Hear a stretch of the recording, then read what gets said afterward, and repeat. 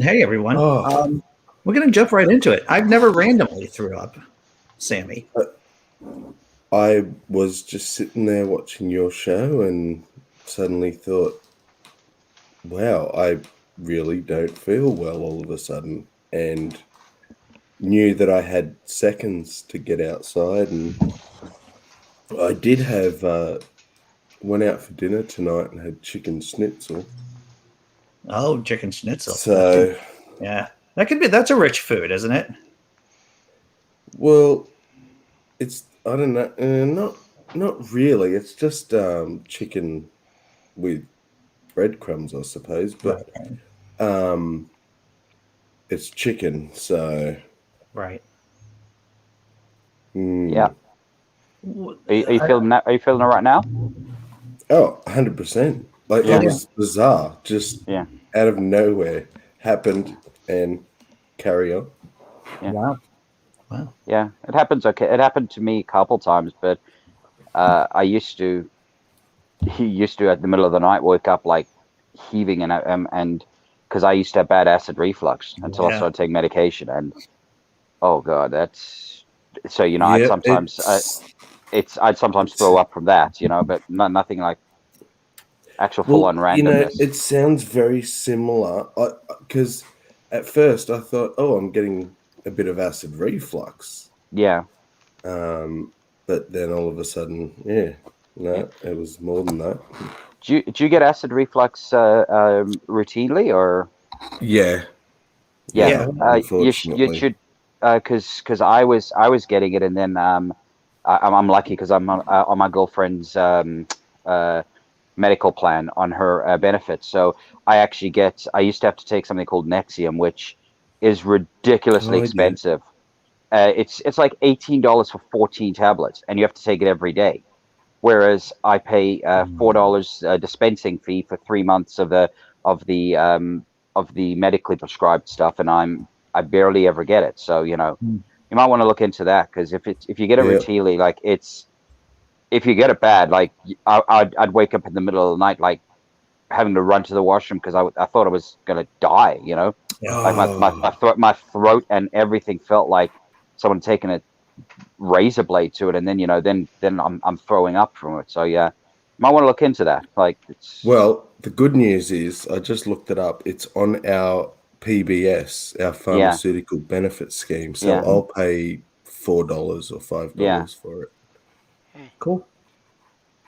yeah, Good. yeah. Yeah, Mm. because like I said, you should, because trust me, I went from like bad acid reflux in terms of actually chugging Gaviscon to now barely getting it. Like I barely ever get it. So it occasionally comes back, but that's you know that happens. But so Hmm. I yeah, mean, it's sad when you can't have um, a schnitzel and I had one beer. Yeah. yeah, It's yeah, like, yeah. geez.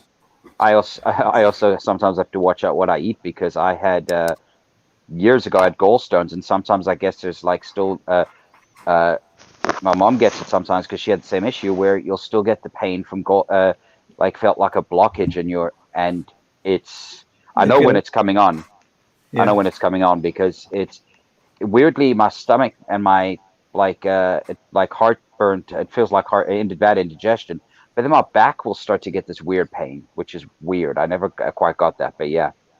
So Never thought it was a heart attack. yeah, well, yeah. Like I got and like I said, I was lucky. I had the gallstones removed, and for the most part, I was. But when when I was having when I had the gallstone pain, my God, like you don't like it's imagine heart indigestion, and imagine times that by 1,000, and that's how painful it is.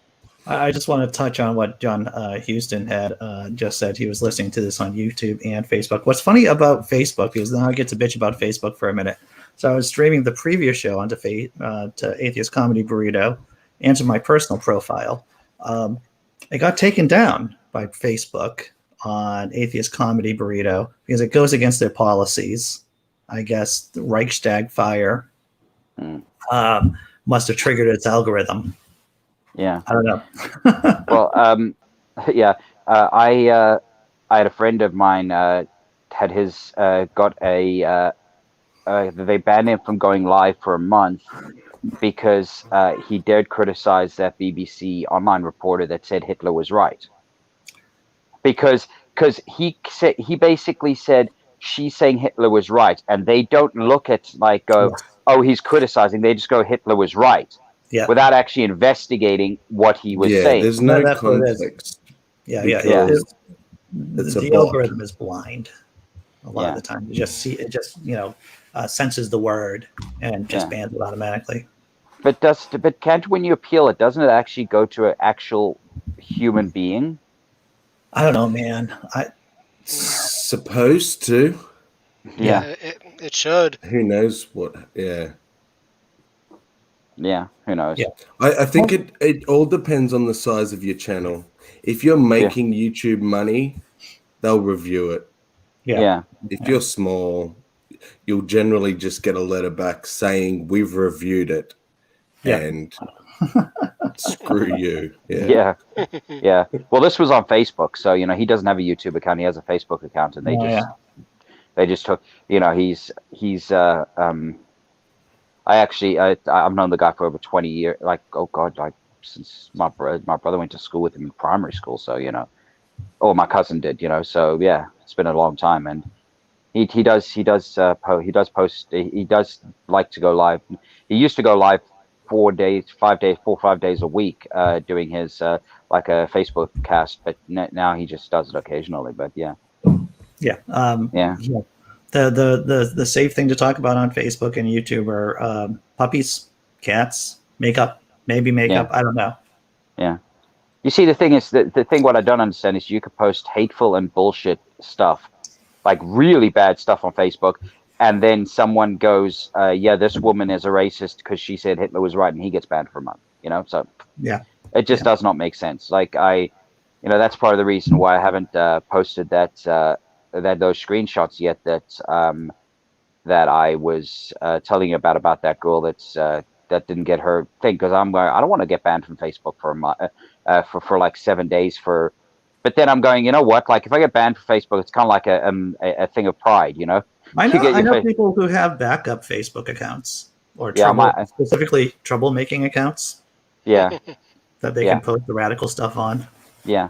Well, no, it's I'm actually thinking of getting a second Facebook account just for family and friends, because the stuff I post on this Facebook account is just full on, like I'll do anything. Like there'll be some jokes, there'll be some puns, but then there'll be the political stuff. And I'm thinking I also want to have one where it's just like, it's just like family and friend type stuff, where I don't post a humongous amount of stuff that might get, that's because a lot of people I know, that even friends of mine, they go, or family, they go, I've kind of unfollowed you because I used to post a lot, like 50, 60 things a day. And, and so I kind of want a private Facebook account just for like my family and friends type things. Two things. One is that John Hudson says you look less like a criminal, Sammy, sporting the new haircut. Oh. And two, I post on Facebook on my personal account, and of course on the other accounts I have too. But I try not to. First, I've been told that, believe it or not, some people can have too much Andy Hall. You can have too much Dr. Kennard. And so I try to modulate it to, if I think of a good joke, then I'll throw it on Facebook. But I try to limit my, I don't want to throw my, I guess this is another testicle kind of reference. I don't want to like throw my testicles in people's faces all the time on Facebook. You just want to put it on a button. Yeah, that's all. I just want to throw it on a button. Exactly. Yeah, actually, I'll just quickly show off my which was me basically shaving my head a couple days ago. Oh wow, how about that? Yeah. It's kind of I do it. I used to get it done by a barber, just because they do. I like the hot towel straight blade thing, and it takes them less time. But it's like, the bad side is if you've ever had really, really short hair, like you've shaved head, it's freezing cold in the winter. and you sweat like a motherfucker during the summertime. It's You like know, yesterday I was at work and I never really thought about bald heads schwitzing before, yeah, sweating, but I imagine because that, because yeah, it's because just there's no way to catch a sweat. It's like no, so, no. and but then I always call my bald spot in the middle of my head my Bermuda Triangle, and the little one in the front, the island. So I want to get rid of those. So I just shave my head. You know You what know, I found out? I just met my brothers, 2 out of 3 of my brothers, half brothers, last weekend, and I will say that I do. They are going bald. mm, They have thinning hair, mm, and sure, I was given up by my mom, but I still have hair, so that yeah, means I win, right? yeah, yeah, yeah. Um, yeah,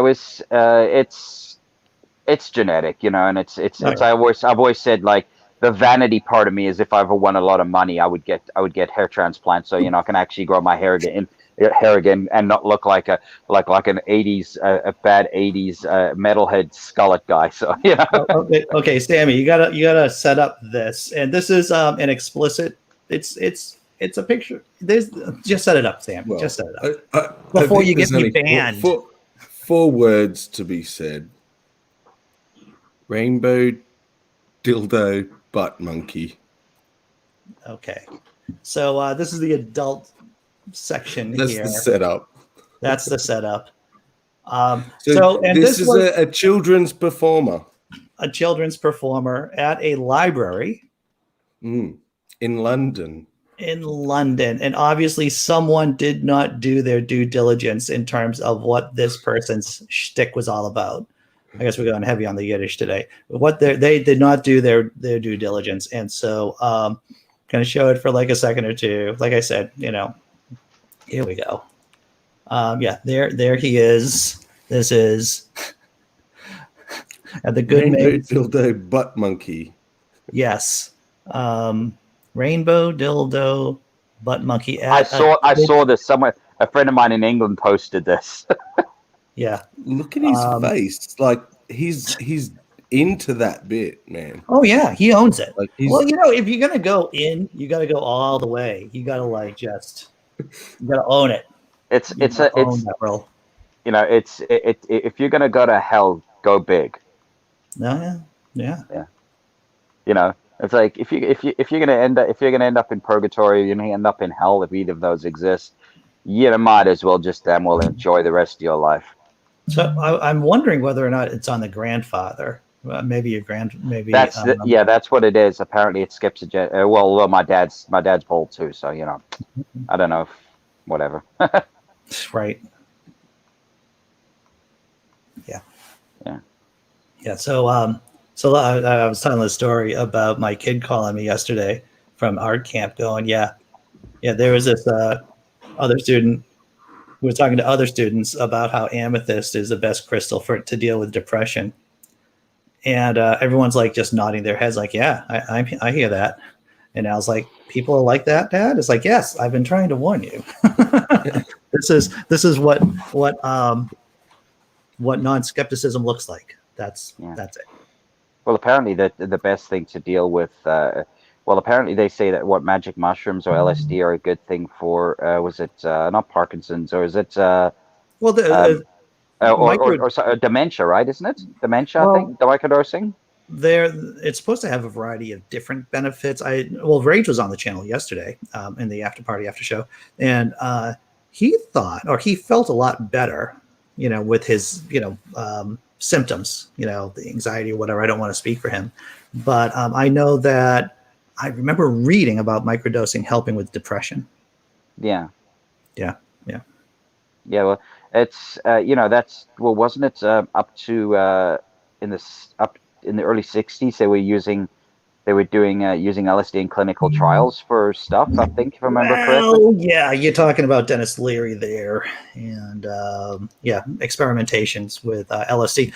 I was actually trying to get, now a lot of you don't know this, but I spend some of my time when I'm not making crappy jokes trying to hunt down guests just to talk to on just on the channel.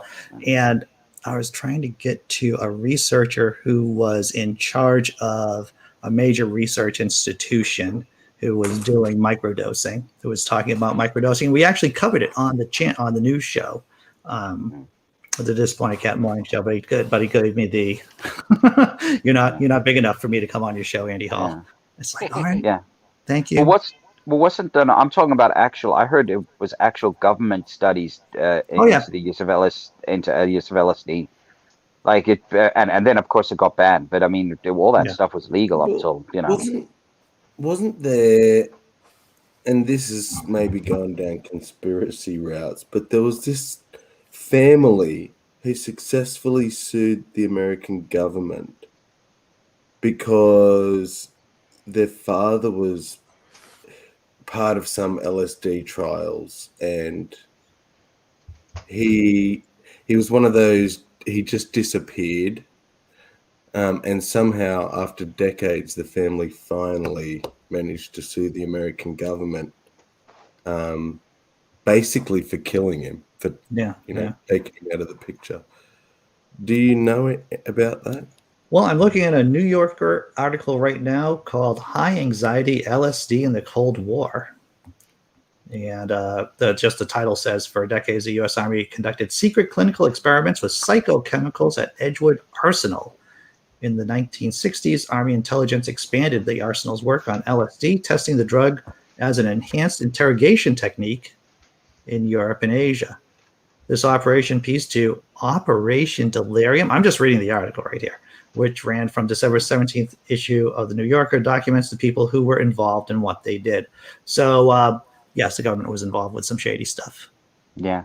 Well, they always are, I don't know the specifics, Sammy, but yeah. Yeah. I was the government's always the government is the biggest. Sorry, yeah, I found it, and it just all came back to me. So the story was that he fell out of his room, out of his hotel room, to his death. But his sons successfully sued the government, saying the CIA killed their father. Eric and Nils Olsen, anyone who wants to have a look into it. Frank Olsen was pushed out of a 13th floor window days after he was given LSD in a mind control experiment. So Frank Olsen, there you go. Quite interesting. Yes. It's funny. Other things I do on the show is that I listen to Sammy at the same time while looking at the comic that Dr. Tom Foolery sent out on the private chat about nihilism. So I think I got something about a nihilistic tree and a man falling out of the window. That's what happens with distracted attention. Trying to do two things at the same time. Yeah. So, what's you say you're working today? What are you doing? What job are you doing today? I am. Well, I only officially have one job. And so right now I'm trying to load up on other jobs, of course, because that's just what I do. And right now I'm working with people who have disabilities. I am going over to their homes and helping them out, basically. Oh, okay. So you do home visits. Okay, and the other one you might be doing is actual center. One there's a couple of jobs that may be happening. I just got actually in between the shows. I was listening to a voicemail about another job that might be happening. So I'm still in that awkward phase. Not that I've ever gotten out of a awkward phase. Not that I've ever gotten out of an awkward phase, or never will get out of an awkward phase. But at least in terms of my work schedule, I'm still in the awkward phase, trying to cobble something together. Yeah. Well, it's it's right now. It's I wouldn't be taking. I did the whole 2-job thing, and when I was in England, and it almost like, I'm not saying kill me, but in terms of my energy levels, because I was working at a steakhouse and then working at Starbucks. So I was. Well, dude, those are two effing hard jobs. Those are hard jobs. Yeah. Well, forget the fact that I'd get home sometimes at 1 and I'd be up again at 4 or 5 a.m. to go to Starbucks because they open at 7, I and it feel was an that. hour away. Like I could, it got to the point. I thought I was doing okay, but then I like once because the steakhouse actually shut down. It was actually an Outback Steakhouse, and it shut down. And I was going, and my boss, while I was doing these, going, "You are not like you are tired." And I'm sure I was a little cranky as well. Like when you're getting barely any sleep. But I Yeah. was like, and she was going, and I was going, "No, I'm not." She goes, and then when I was done, she goes, "I go, you were right. Like I was not like getting enough sleep." And she goes, "I Yeah. told you so." It's like, Yeah. it's Well, I'm thinking. two things is that, I mean, as we probably all know here on the panel as well as in the chat, is that, driving while being really tired is just as dangerous as driving while drunk in many cases. Actually, it's actually So, worse. can It's I actually tell a worse. little story? Recently, my son was in hospital, and I was taking his older brother up to the hospital to swap over with mum and for the brother to see him and whatnot. And it was getting a bit later. It was probably 8 or 8:30 at night. And I was sitting at some lights ready to turn at into the hospital. And I was just saying to my son, I'm so tired, like I probably shouldn't be driving in this state. And as I said that, I took off and the light was still red. And he's gone, "Sam, the light's still red." And so it's like there's no traffic around, but Yeah. still in that state, I just panicked into reverse Oh, and then couldn't coordinate the pedals. yeah. So I just watched in the rear view as I sped into this car behind me. He was like on the horn, like, "Stop." Yeah. and had to go around the corner and pull up and exchange details. And it was a Wow. nurse going to work. And Yep. she was furious at me. She Oh, was sure. like, I said, "I'm just tired. My son's in there." And she's like, "You shouldn't be driving like that." And I'm like, "I'm sorry." Well, that's obvious now. You were worried 10 minutes ago. Like, you should have told me that before I fucking took off at the red light. Yeah.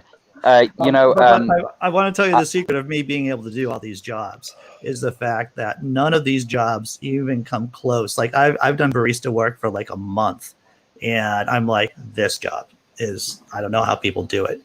I don't know how they do it. When I've done kitchen work, it's always been in the back of the house where I only have to deal with what I'm doing as against customers at the same time. I don't know how baristas do it. And so the jobs that I do are specifically calibrated so that I don't go crazy, because that in terms of the Andy rules, the Dr. Kennard rules, the first one is manage your symptoms, don't go crazy. And everything else kind of falls into line after that. Yeah. Well, I was I've had a couple times when, because the job I had for like 5 years. Are you hearing an echo? Yeah. Or is it? Okay. Yeah. All right. Is that okay. me? Now it's no. It was me for a second. Like my mic was echoing in the phone. There was a where I was working, the job I had before I moved to where I am now, I was working at a breakfast place. So I was at work at 6 a.m., be done by 3. I loved it. Money was good as well. And I then went from there. I thought I'll try get some sleep, but I went from there. I lived an hour outside of Toronto. I went to, and me and my brother and his wife, we went to see a concert.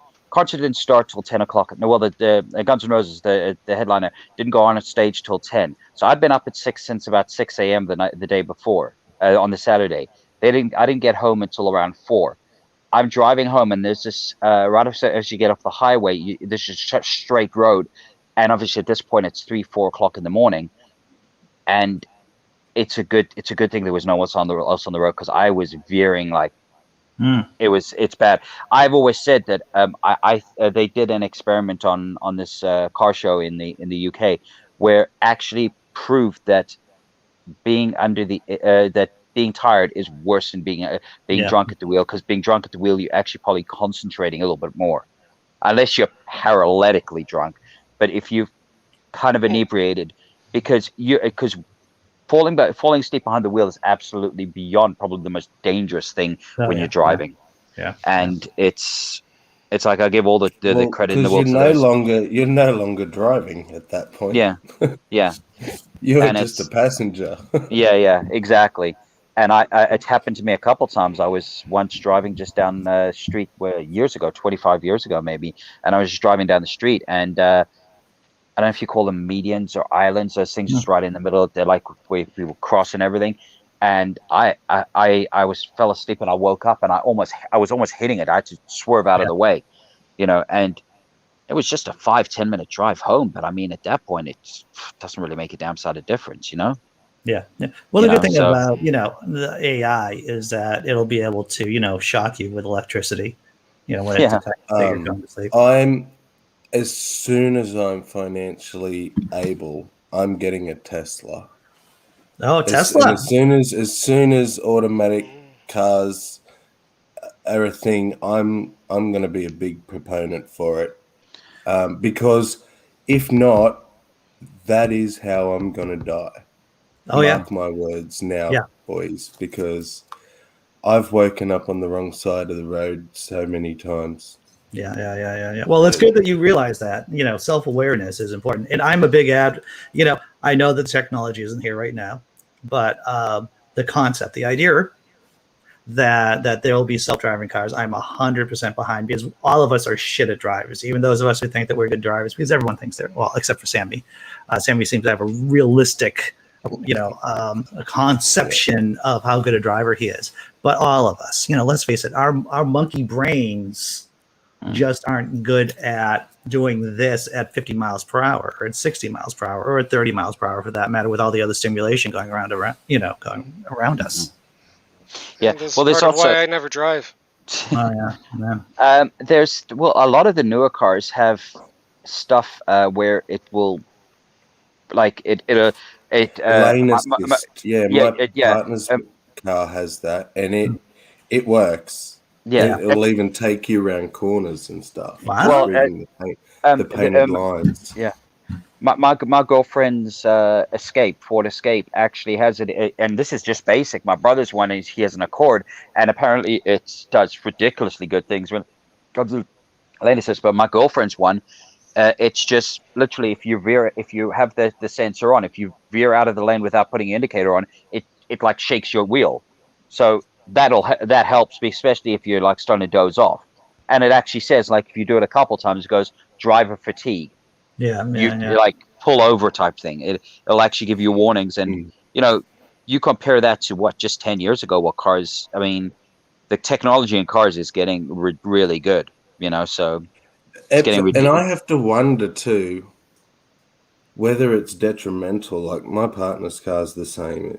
The rear view mirrors, a little orange car symbol lights up on the side mirrors when there's a car in your blind spot. The little lights. My girlfriend has that. You if you go over the lines. We got reversing cameras, so we're not even looking back anymore. Yeah. But I get in it, and there's all these things flashing at me and beeping, and it's like too much input. Yeah. I just want to look at the road and drive, but I've got all these. Yeah, we should just focus on mass transit and then just bikes and walking for smaller stuff. You see, if I was living in a big city, I probably wouldn't drive. But because I live in a town where it's a little bit more difficult to get around, I do need to drive. But yeah, it's weird because I go from driving my girlfriend's SUV, which has all this stuff, and then I go into mine, and when I'm putting my car on cruise control, I got to remember, this is not adaptive cruise control. You will actually go into the back of that car if you don't slow down, because my girlfriend's is adaptive cruise control, and you can set it to like 1 car length, 2 car lengths, up to 4 car lengths. So if you set it up to 2 car lengths, it'll go to a point, and then it'll like automatically slow you down. The same thing with a reverse camera. Glenn, you got to look in the back. You got to look in the back of your window because you're about because you can't it doesn't have the camera. So I'm gonna have to close down the show because it's a half-hour show today. Simply Secular Dave, I don't know how you're still alive. Once again, and yes, the girlfriend did take note of my shitty driving when we were in Connecticut, and how the car would remind me that Andy Hall, you're a shitty driver. All right, everyone, thanks for showing up. Panel, always fun. Tomorrow, full blown show, right? And so, thanks everyone. Take care. I'll see you tomorrow. Have a good day, guys.